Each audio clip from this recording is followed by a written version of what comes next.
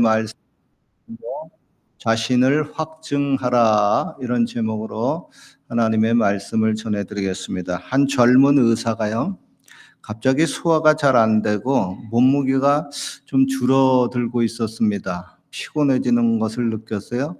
그래서 자기 동료 의사에게 한번 진찰을 받았습니다. 그런데 진찰 결과 놀랍게도 위암이었습니다. 맑은 하늘에 벼락이 떨어지는 것 같았습니다. 암에 걸린 지 벌써 오래되어서 이제는 손 쓸 수가 없을 지경이 되었습니다. 앞으로 6개월 정도밖에는 살 수 없다고 하는 시한부 생명을 선언받았습니다. 그런데 아이러니컬하게 그 젊은 의사는 암 환자를 진찰하는 내과 의사였었습니다. 그런데 정작 자신은 10년 동안 단 한 번도 암 진찰을 받지 않았다고 하는 겁니다. 바로 여기에 문제가 있습니다. 그 많은 사람들을 진찰을 했지만은 왜 자기 자신은 진찰할 생각을 못했을까요? 그 이유는 다른 데 있지 않습니다. 자기를 예외로 했기 때문에 그렇습니다. 많은 환자들을 보면서 나의 경우도 혹시 하고 한 번쯤은 진찰해 봤어야만 했습니다. 그러나 그는 바쁘다고 그렇게 하지를 못했습니다. 여러분, 이 이야기는 우리 신앙생활에 있어서 큰 가르침을 주고 있습니다. 점검받아야 될 대상은 다른 사람이 아니라 바로 내 자신이 될 수가 있다고 하는 겁니다. 오늘의 본문은 그래서 말씀해요. 너희가 믿음에 있는가? 너희 자신을 시험하고 너희 자신을 확증하라. 예수 그리스도께서 너희 안에 계신 줄을 너희가 스스로 알지 못하느냐? 그렇지 않으면 너희가 버리운 자니라. 여러분, 본문의 말씀은 고린도서에 나오는 말씀입니다. 남을 판단하고 남을 비방하고 남을 평가하기 전에 먼저 자기 자신을 살펴보라는 겁니다. 왜 사도 바울이 남을 판단하고 비방하기 전에 자신을 먼저 점검하고 살펴보라고 했을까요? 그것은 다름 아닌 고린도 교회는 남에 대해서 판단하기를 좋아하는 교회였었습니다. 사도 바울의 믿음은 어떻고, 아볼로의 믿음은 어떻고, 베드로의 믿음은 어떻고, 남의 신앙을 이러쿵저러쿵 평가하고 판단하고 비판하기를 좋아했습니다. 남의 눈 속에 있는 티끌은 보지만 자기의 눈 속에 있는 들보는 잘 보지 못하는 교회였었습니다. 다른 사람이 그 은사보다 내가 받은 은사가 더 낫고 좋다 하고 스스로를 높이고 남은 무시하는 그런 교만함과 함께 파당까지 생겼습니다. 바울파, 아볼로파, 베드로파, 심지어 그리스도파까지 생겼습니다. 그래서 고린도 교회는 늘 하나 되지 못하고 갈등과 분열이 일어났습니다. 그래서 사도 바울은 남을 평가하고 판단하기 전에 먼저 자기 자신을 평가하고 점검을 하라고 말씀하고 있습니다. 고대의 그리스의 철학자 아리스토텔레스가 철학의 아버지라고 하는 사람이 있습니다. 다름 아닌 탈레스라고 하는 철학자입니다. 한 번은 사람들이 탈레스에게 와서 질문을 했습니다. 이 세상에서 가장 힘든 것이 무엇입니까? 그러자 그가 이렇게 대답합니다. 자기 자신을 아는 것입니다. 그러면 이 세상에서 가장 쉬운 것은 무엇입니까? 그러자 이렇게 대답합니다. 타인에게 이러쿵저러쿵 충고하는 겁니다. 여러분, 우리는 다른 사람의 문제나 잘못에 대해서는 너무나도 잘 알고 또 충고까지 해줍니다. 그러나 정작 자기 자신의 문제나 잘못에 대해서는 너무나도 모르는 경우가 많이 있습니다. 어때요, 여러분? 스스로 생각하기를 내가 내 자신을 잘 알고 있다고 생각을 하십니까? 그렇다면 이 질문에 한번 대답을 해보십시오. 나는 누구인가 하고 질문을 스스로에게 던져보고 한 10가지 대답을 스스로 한번 적어보세요. 나는 누구인가? 나는 죄인이구나. 나는 완전히 절망에 빠져서 지옥으로 갈 수밖에 없는 그런 절대 절망의 사람이구나. 그러니까 쭉 한번 적어보십시오. 이 질문에 각자 어떠한 대답을 하느냐에 따라서 자기의 영적 상태를 판가름할 수가 있습니다. 의사들이 환자를 진찰할 때요, 너무나도 중요한 원칙이 있습니다. 뭐냐면 자기 자신의 실력이나 경험을 믿고 섣부르게 환자의 병명을 판단하지 말라고 하는 겁니다. 즉 병을 정확하게 진찰하기 위해서 일단 자기의 생각과 경험을 접어놓고 여러 가지 검사를 확실히 해보라고 하는 겁니다. 가장 쉬운 맥박 검사, 혈압 검사부터 피 검사, 소변 검사, 또 대변 검사도 하고, 또 의심이 되면 내시경 검사, 엑스레이, 또 CT 촬영, 울트라사운드, 각종 종합 검진도 하고, 또 각 병을 알기 위해서 그에 맞는 또 특수한 검사도 하면서 일단 확실하게 병에 대해서 진단이 먼저 이루어져야만 합니다. 어느 날 유치원생 딸아이가 샤워를 하다가 자기의 몸에 움푹 패인 배꼽을 이렇게 손가락으로 콕콕 찍어보면서 고개를 갸우뚱하면 엄마에게 묻습니다. 엄마, 배꼽은 왜 있는 거야? 가만히 아이를 내려다보는 엄마가 대답해 줍니다. 그거 말이지, 하나님이 사람을 만들어 놓고 잘 만들었나 못 만들었나, 익었나 안 익었나 하고 손가락으로 한번 찔러본 거다. 여러분, 여러분의 믿음도, 여러분의 영적 상태도 제대로 익었는지 설익었는지 말씀의 손가락으로 한번 찔러 보십시오. 그리고 검사해 보십시오. 우리 인간에 대해서, 저와 여러분에 대해서 성경의 진단은 이렇게 진단하고 있습니다. 모든 인간은 한 사람도 빠짐없이 원죄와 자범죄로 인해서 영이 죽고 육도 죽을 운명이다. 여러분, 영이 죽었다고 하는 것은 하나님과의 교통이, 하나님과의 만남이 끊어졌다고 하는 것입니다. 그래서 하나님이 계신지도 모르고요, 하나님이 누구인지도 모릅니다. 창조주 하나님이 이 세상을 만들었고 저와 여러분을 만드신 분이고 저와 여러분을 길러주신 나의 영적 친아버지인 것을 모릅니다. 왜? 영적 감각이 죽었기 때문에 그렇습니다. 더구나 하나님의 선한 영이 떠나고 악령의 지배를 받음으로 모든 인간들은 태어나면서부터 악하게 태어나고 살면서도 계속 악과 죄를 저지르다가 결국 죄의 삭신, 심판을 당하고 지옥에 떨어질 운명이 되고 말았습니다. 즉 인간은 스스로 자기를 구원할 수 없는 절대 절망의 존재입니다. 이런 절대 절망의 인간을 구원하기 위해서는 누군가 죄가 전혀 없는 사람이 나타나야만 합니다. 그래서 예수님은 타락한 아담의 씨가 아니고 성령으로 잉태되고 성령으로 태어나셨습니다.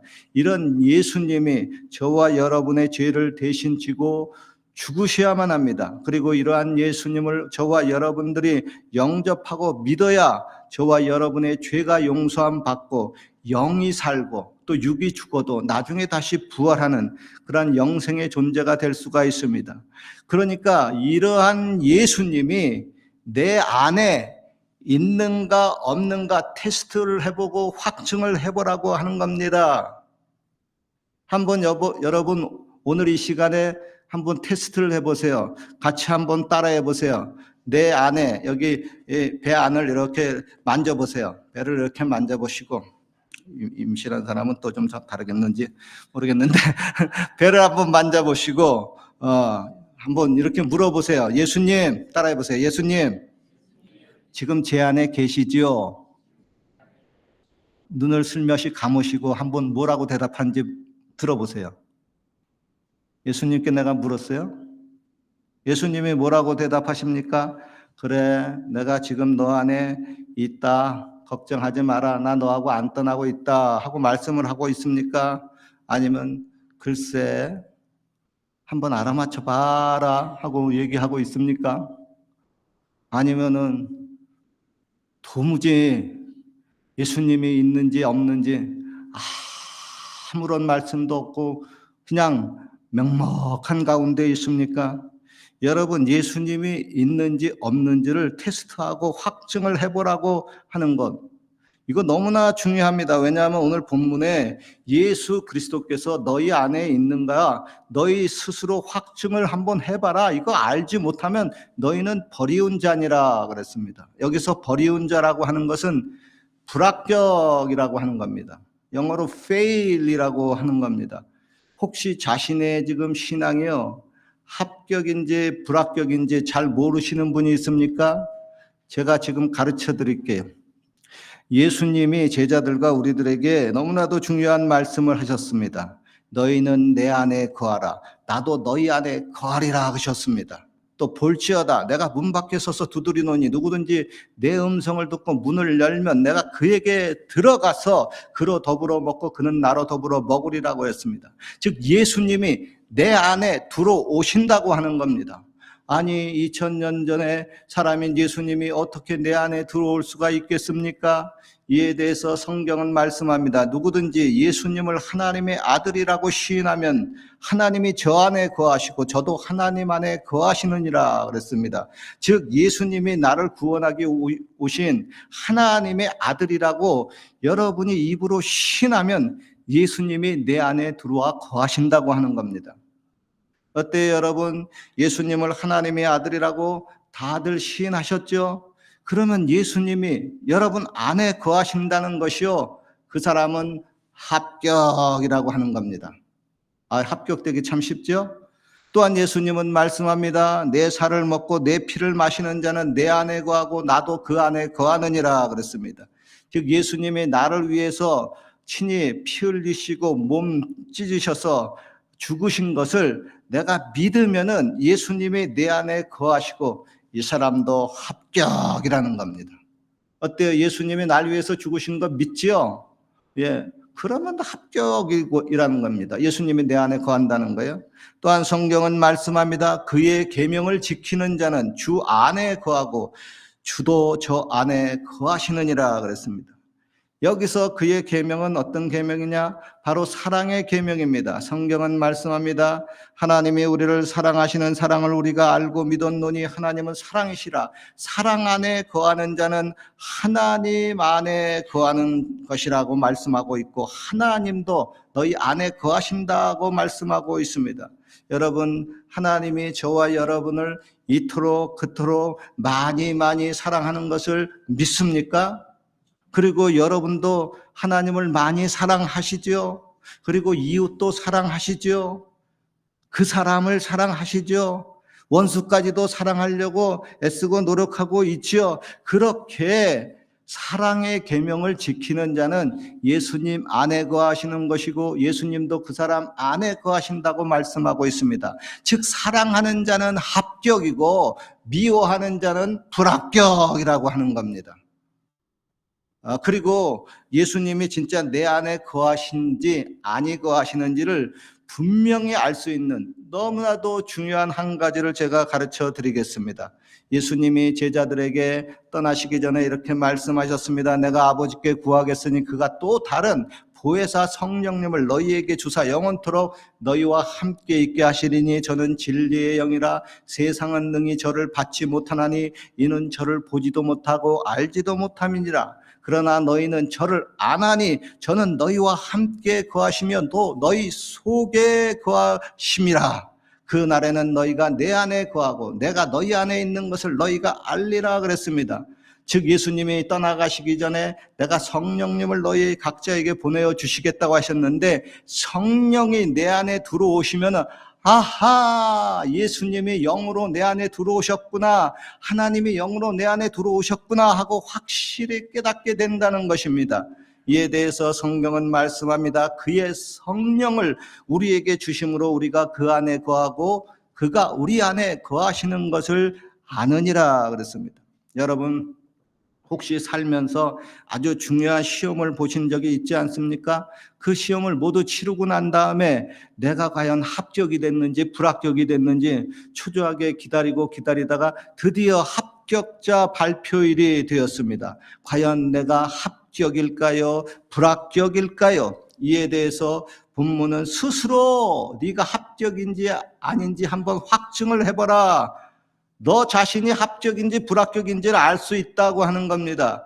즉 어떠한 순간에도 예수님이 내 안에 있어서 예수님이 나와 동행하는 것을 알면은 그 사람은 합격입니다. 비가 오나 눈이 오나 바람 불고 폭풍 쳐도 예수님이 나와 함께 하는 것을 알면은 그 사람은 합격입니다. 한국에 있든지 내가 캐나다에 있든지 어디 있든지 예수님이 내 안에 있어서 나와 늘 동행하는 것을 깨달으면은 그 사람은 합격입니다. 사랑하는 성도 여러분, 여러분의 믿음을 한번 확증을 해 보십시오. 한 번은 종교개혁가 마르틴 루터가 농민 선동자로 몰려가지고 크게 낙심을 하고 있었습니다. 그 모습을 보고 아내가 하루는 상복을 입고 루터 앞에 나타나서 슬피 울었습니다. 그러자 마르틴 루터가 아니 왜 당신 상복을 입고 그렇게 울고 있어? 우리 집안에 누가 죽었어? 아니요. 하나님이 죽었어요. 아니 하나님이 죽었다니 그게 무슨 망발이요? 깜짝 놀라서 마르틴 루터가 묻자 아내가 이렇게 대답합니다. 아니 하나님이 안 돌아가셨는데 왜 그렇게 당신이 맨날 낙심한 표정을 짓고 있어요? 루터는 아내의 말에 큰 감화를 받았습니다. 그래, 하나님이 죽지 않았는데 하나님이 여전히 살아계신데 왜 내가 이렇게 낙심을 하나? 그럴 필요가 없지 하고 툭툭 털고 다시 용기를 되찾고 종교개혁을 완성시켰습니다.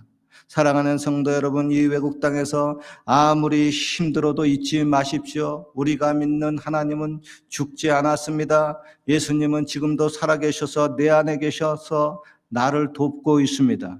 그래서 우리는 예배 때에도 사도신경으로 신앙을 고백합니다. 전능하사 천지를 만드신 하나님 아버지를 내가 믿사오며, 그렇습니다. 우리는 전능한 하나님을 나의 친아버지로 믿고 있습니다.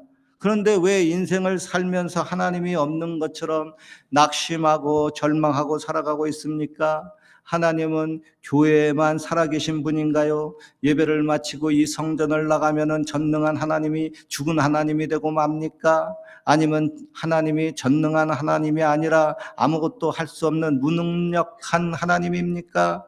여러분 잊지 마십시오. 그 옛날 죽은 자를 살리시고 없는 것을 있는 것 같이 짠 부르시는 하나님은 오늘날도 저와 여러분에게 동일하게 역사합니다. 예수 그리스도는 어제나 오늘이라 영원토록 동일하십니다. 저와 여러분 안에 계신 예수님은 어제도 지금도 내일도 모든 것을 아시며 나를 위해서 지금도 일하시고 있습니다. 그러 여러분 너무 낙심하지 말고 슬퍼하지 마십시오. 장차 우리에게 펼쳐질 소망의 찬란한 순간을 바라보고 오늘도 여러분 믿음의 전진을 계속하십시오. 예수님과 순간순간마다 어려울 때 대화를 나누시고 나의 어려움을 낱낱이 그분 앞에 물같이 토해내십시오.